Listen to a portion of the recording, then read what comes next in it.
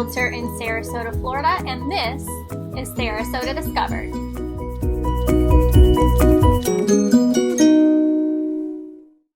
What's up, guys? This is Travis and Sarah with the Sarasota Discovered podcast. Hi, guys. This will be our first episode, so we're excited about this. We're trying to figure out format.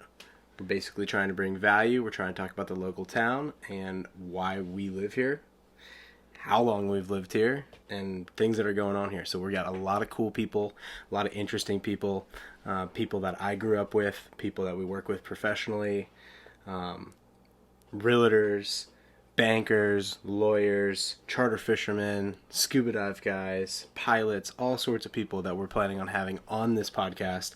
And so we're excited to share our town of Sarasota with you guys. So in our line of work, we build and develop and sell property in Sarasota.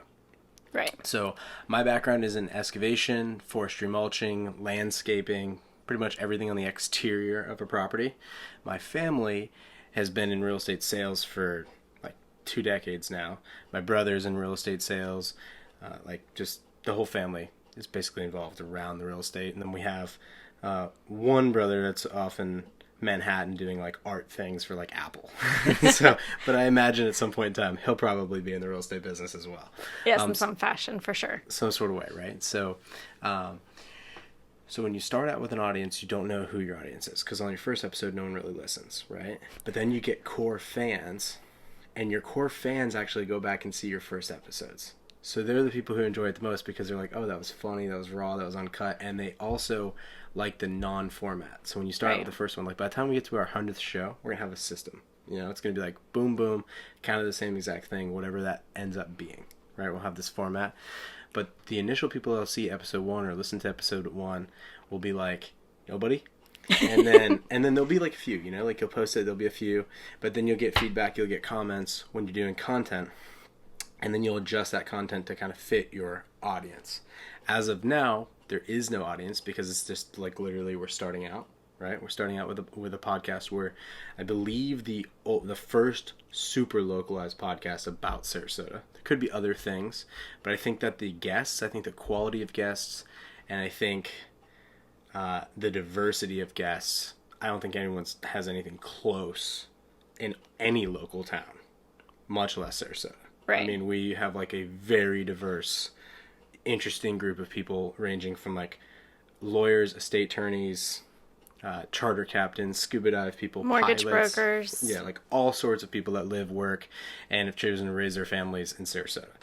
And people that come to Sarasota, because what's unique about Sarasota is that it's one of these places where if you grow up here, you leave for a point in time, and then you kind of come back, but it's not like towny, like up in the Northeast. Like they say, like, oh, you townies, you know, like and stuff like that. Like people come back to Sarasota because they're like, no, like I went to Washington D.C. like myself for a little bit and it was cold. Like, you know, like people come back here, you know, for the beaches and things like that.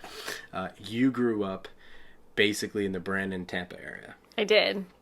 And before that, Pennsylvania. Correct. Right. And so now you're really a full Floridian because I think if you come here at 6 months old, that makes you a full Floridian, even if you weren't born here. Right, but spending the summers there in Pennsylvania. It's true. It kind of makes you kind of every Northeast. Summer. Yeah, that kind of makes sense, right? So also what's unique is that we're seeing a rise in the baby boomers retiring, which is predicted. Mm-hmm. And so as they come down, they're picking between Naples. I think we just had a customer today that's basically like, I'm picking between Naples or Sarasota. I'm retiring. Is that what his story is? Right now, he'll be 6 months here, 6 months back home. So his current home. So he's getting ready to retire. So he's still going to be working, but so basically, and we see this a lot with retirees, and this is a big demographic of the people that we sell property to, is that they're typically from like New York, sometimes the Carolinas. Yes. Sometimes people will halfback too. They call them halfbackers. So they'll come down from the Northeast, and then they'll come like Northeast down to Florida, and then they'll be like, go to the Carolinas. Right. Which happens, but more often, the retirement demographic typically ends up staying and living in Florida. There's a lot of reasons for that, but the income tax and the cost of living has a big, big part of that. So, like, we're in a state where there's no state income tax. So, like, you know, It's a big deal. I don't like paying taxes personally. No. So, like, when I look at places I would go or move to, pretty much does it have a state income tax? If it does, it's off my list. So there's like however many states in the union that you can do this. Like, not a whole lot of states that have no income taxes. I know my brother that moved to New York, he has like half of his paycheck is like taxed out. You know what I mean? He's got federal, he's got state, he's got his mayor, he's got his town. You know, he's like, I moved here to make more money and I'm not making more money. I mean, the doorman gets some taxes out of his check. You know, all that type of stuff. So a lot of people will move from the Northeast down here, and that's changing the demographic here in town, because when I was growing up here, and that would be like late 90s, I think we moved here in 2000. So I've been here 20 years. So we moved here in 2000. My parents were just like, they wanted to get out of Boston, which is like understandable looking back. They were just like, we're done. You guys are young enough. I was going into 5th grade. My youngest brother was like 4. So it was like a good time to just like, we didn't really have friends. Not yet. You know what I mean? We didn't have like boys. You know what I mean? Like, we had some friends, but nothing that was going to like stick. Parents were like, yep, let's go. And so we came down here, and it was a very different town. It was a kind of sleepy town. And then as I grew up, the development changed. So it was very typical to have neighborhoods that were sometimes gated, somewhat planned, but they didn't have like clubhouses. They didn't have amenities. I think that the big thing now is amenities, which is Esplanade Palmer Ranch. Okay, and that's basically south on Honoré. And it's a new neighborhood built by Taylor Morrison. These developers were not here when I was a kid, which, like, for Sarah is a little bit different because you've lived here now 2 years. Yes. 2 years, so you're kind of seeing like what Sarasota is today, and all the good things it has to offer. And I look at people like Taylor Morrison, and I'm like, I like some of the neighborhoods and designs that they do. They incorporate a lot of cool things. Like, you can ride your bicycle from, like, you know, your house or your golf cart to the Legacy Trail. You can move from neighborhood to neighborhood quickly. You don't have to get on roads. Like, those parts of master planned communities are cool. But then at the same time, when I was a kid, those were like cow fields, and people would like 4-wheel through those things, and it was like woods, and it was rural, and there was like a certain quaint and prettiness to it. And like, obviously the population here is spiking, so the people need a place to live. And they build beautiful things, very Mediterranean looking things. A lot of people from up north, like, it's exactly what they envision. And that's why these neighborhoods are super successful. Right. And when you come down here to retire, you want things to do. Those amenities are a big part of that. And community too. So, like, you know, the advantage of moving into a new neighborhood is that everybody's new. So you're not moving in and you don't know the stories. Right. So when we moved to our neighborhood, which was Grove Point, when I was a kid, it was like everybody's kind of already living there. And it was like you had a weird demographic. You had like the retired guy across the street where you couldn't jump on his lawn. You know, the ball went on his lawn. You had to go get dad to go get it, you know. You had like the person next door that was like a rental house, so people were always moving in and out. You know, the guy on the other side that like never mowed his yard. You know, and then you had like the guy like on the other side of him that kept his yard perfect and had nothing to do all day but do that. I don't think it's my cup of tea, but you yourself have built a house. Yes. Previously with a builder. So how does that process work? You go there and like there's like a model center. There is. And they usually have 2, 3, sometimes 4 models in the neighborhood that you can walk through and see the different floor plans. There's usually a couple other options. And if they don't have those to walk through in that community, there's usually a community nearby that you can go to and walk through those floor plans. And sometimes they'll flip the floor plans back and forth. So the model might have the garage on the left, but depending on the lot that you buy, maybe they'll reverse the floor plan so the garage will be on the right. Everything reverses out. Basically, these developers will purchase the cow fields that I love because I'm in the excavation forestry space. Like, I like the dirt aspect of things. And you know, so they'll purchase this, they'll put in this master plan community, they'll put in these roads, they'll have these lots, they'll have these awesome, cool, stretched out limo-looking golf carts. You'll come on vacation, you'll be like, oh my gosh, we're going to Siesta Key, it's awesome. You go to my favorite bar downtown, which don't go to it, but Scob, it's awesome. Because they're so crowded, but actually off-season, it's amazing. It's like this quiet little fishing. We'll have to have like a podcast at Scob. That'd be awesome. It's like one of the places where you can take dollar bills, write your name on it, and post it on the wall, and the whole place is covered in dollar bills. Which is an old fishing fable for like when fishermen in this town, because this was a fishing town originally, like back World War II and before World War II. So fishing village on Siesta Key, essentially. And the fishermen would leave $1 or some sort of coinage at the bar.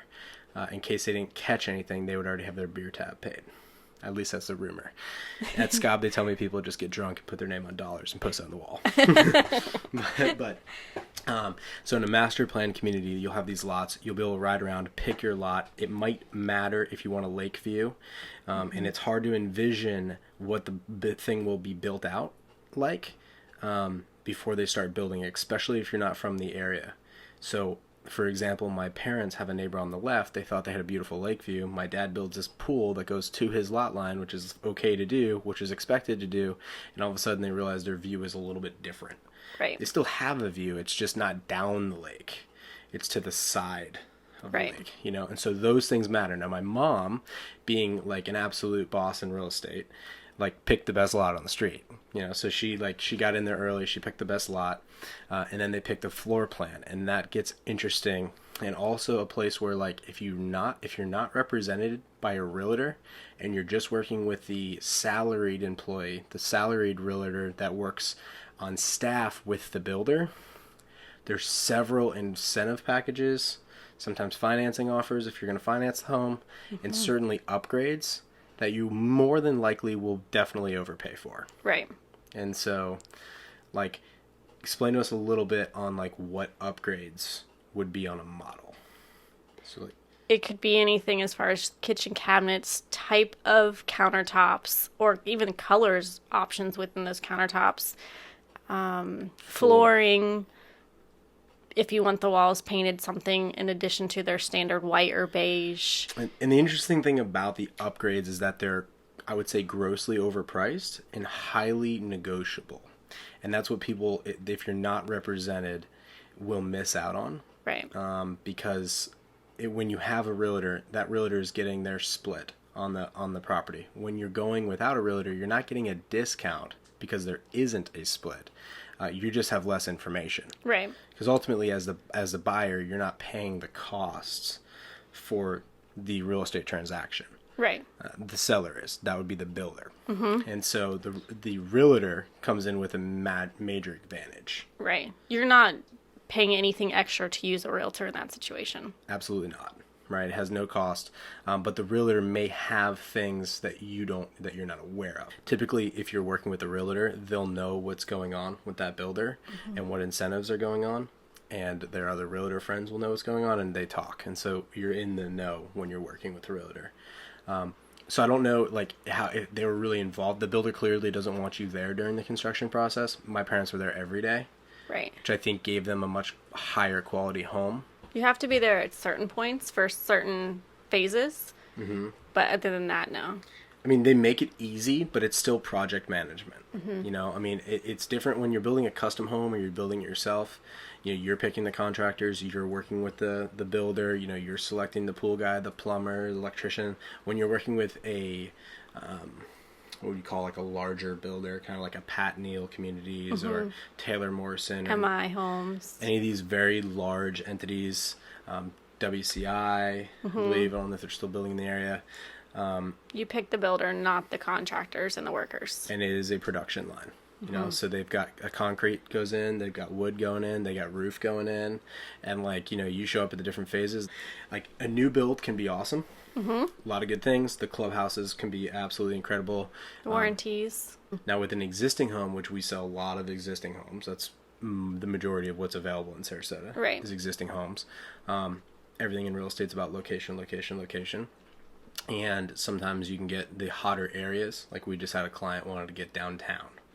Well, downtown has two options: incredibly expensive, brand new, gorgeous high-rises, or extremely old 1927 old Ringling Brothers Circus employee built homes, which is super cool. But, like, how did your last home inspection go? We did find a roof that had been replaced, but they didn't take off the old roof first. So they had a new roof on top of an old roof. So things like that can definitely delay a transaction. Yes. You guys actually really didn't miss a beat. No. So you negotiated with the other party, the seller, basically to get that fixed. Right. So, you know, who your inspector is matters. We work with like a great inspector. I don't know who you guys used on this one. It was a different company, but they were fantastic as well. Yep. And so when you're working with a realtor or someone that you like, they're going to have all those contacts. Also, we've dealt with mold before. My grandparents moved down here from Boston as well. And their place they were renting, grandma got sick and it was like, what's going on? Ended up being mold. That's when my mom like became a mold expert. like every single property, my mom is like, she has like a mold meter. Like she's like, you know, because down here in Southwest Florida, I mean, that can be a factor. You know, it's not the end of the world. Mold is very treatable, but oftentimes if the property, like there's a problem with the HVAC system, or there's just moisture leaks somewhere, or the roof didn't get replaced in time, they let it go a little too long. Like we're in an area where we get 164 inches of rain a year. Like it's not uncommon, you know, where you can get just a ton of rain. I believe it's actually 64. Could be 64 or 164. 164 seems like a lot, but it seems like the Amazon, right? And so it's probably 64 inches of rain. We get a lot of rain.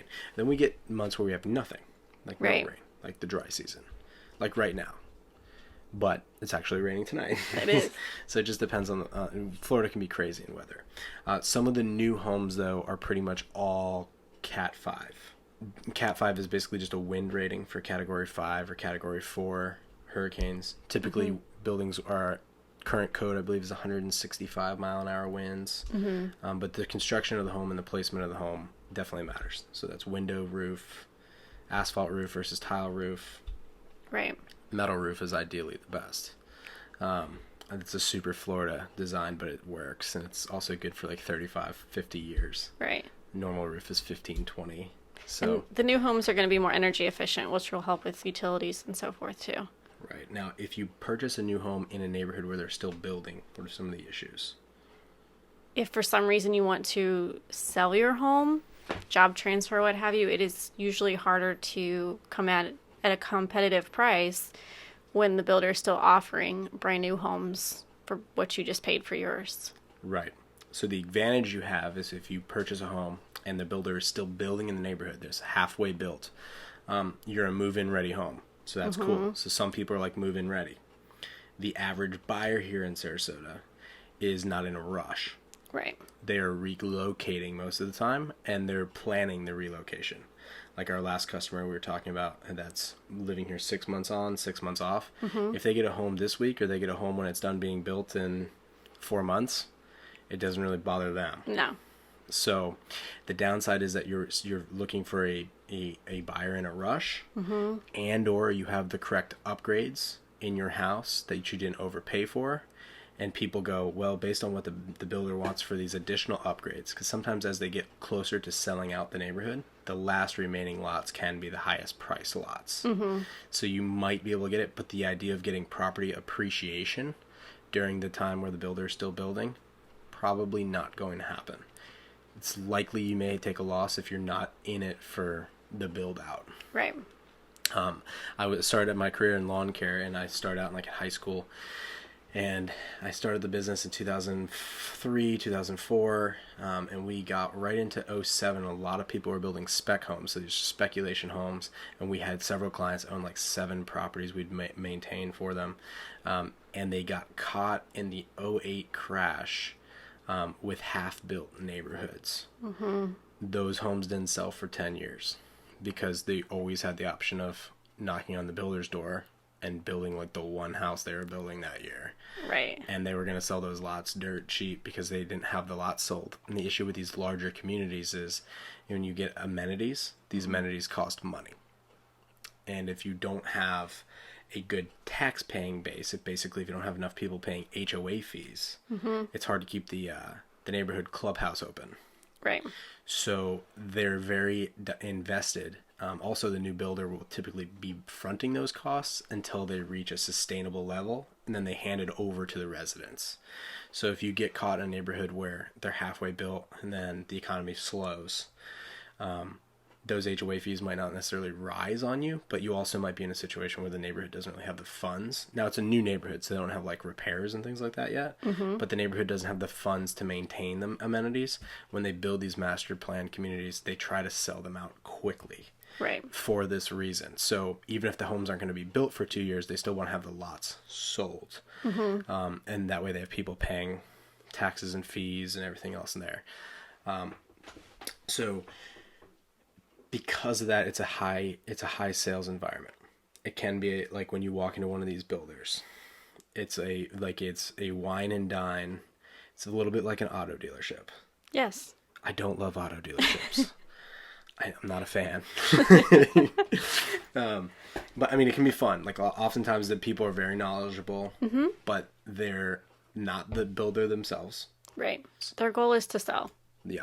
And sell that neighborhood. And when they're done selling the neighborhood, they're on to the next neighborhood. So like you can find good ones, but typically your realtor or the realtors that you're working with, like will sort of know, like who, for example, like if you're dealing with like a Taylor Morrison property, like who you go through Right. can be favorable.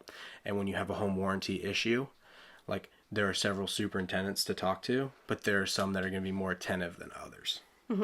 And you're going to want to know which ones those are. And your realtor typically is going to know. Right. If they sell in that area. If they don't sell in that area, if they're from a different area, they're from Bradenton or from Northport or whatever, and they're trying to sell a property in Sarasota, but they don't have much knowledge of it, then you don't really have a super professional in your court. So if you're working with a realtor in any area outside of Sarasota, or like, you definitely want to ask how many properties they or their brokerage has sold in this particular area within a period of time. So do they really know what's going on? What's your favorite thing about Sarasota? The beach. The beach. Beach. Which one? Turtle Beach. See, I like Siesta Key. I do. I like Siesta Sand, man. You should have proposed at that beach. I did. I proposed at Turtle Beach. And we got married at Turtle Beach. We did. Technically, we should have had a beach permit, but we did very quickly. And I don't have a name at the county, but I had county permission to do so. That's true. So we did check in. We're like, do we need a permit for this? They're like, how many people? It's just a small family event. It's like a very quick event. We're like, no, it's fine. And then we went back to my parents' house. They had just finished that house, and we had our reception there. It was great. But both of those beaches are located on Siesta Key. One of them is on the south end. That'd be Turtle Beach. It has a coarser sand. It's like it's a lot rougher. Shells. Gray. It's famous for turtles going and nesting there. Certain times of the year, like in October, you'll notice a bunch of ribbons around areas. They're turtle nesting grounds. If you go there at night during the time that they hatch, during like a full moon and whatnot, you can see the little baby turtles crawling in the water, which is cool. Siesta Key has, I'd say, a little bit more in the terms of amenities. Yes, definitely. They've got like a bar and grill there. Larger beach. Tons of parking. But there's a boat ramp over at Turtle Beach. And a campground. I think Casey Key would probably be my absolute favorite spot. And that's because of the Tiki Bar. Which we'll do a podcast The at Tiki also. Bar, and my favorite house in Sarasota is also on Casey Key. I love if you get on Casey Key and you go on the North Bridge and then you continue north and you go back there and there'll be a dead end, and Stephen King's home is back there. Oprah Winfrey, you can kind of tell she's got a big O for her gate, and big Japanese garden. If you go south side, you'll see that one. But like basically, I love that island. Very private. It's kind of deteriorating, possibly falling into the ocean. But I love it. So the road is getting narrower, but it's one of those. It's like a real beach road. Like sand comes over the road and stuff. It's a real beach road. It's real deal stuff. It's like back in the day when you used to be able to ride a Jeep on the beach. Right. Which no longer, can't do that anymore. Don't try it. No. But back in the day, that could happen. So, all right. I think we got a good first episode. So Sarah, where can people find us at? SarasotaDiscovered.com. Or you can send her an email at Sarah@SarasotaDiscovered.com. Sarah with an H. Don't send me an email. She reads and does all my email. So I won't see it. But if you purchase property and decide to build something absolutely amazing, I can probably help you build a Disney World in your backyard. But that's my interest. Pretty much just Disney World. Just epic. If you want to do Splash Mountain, I'm about the Splash Mountain project. Haven't done one yet. Love to do one. Like to do ponds. Done a lot of amazing ponds. No one's let me do the 90-foot drop Splash Mountain into their pond yet. Because this is Florida. I understand, but Splash Mountain's in Florida. But it's built up. I know. We got to build a mountain. Got to build a mountain, To seriously. move farther east. I know. Well, if you want to build something awesome, I'd be your guy. But basically, if you want to get in touch with me, you're going to have to go through Sarah, because I don't even know. All right, baby, you can clip this. You got a lot of good stuff. Thanks, baby. Good, baby. That's awesome. Thank you for joining us for another episode of Sarasota Discovered. If you would like to be on a podcast yourself, please visit us at SarasotaDiscovered.com. Fill out the form under podcast, and we will be in touch with you shortly.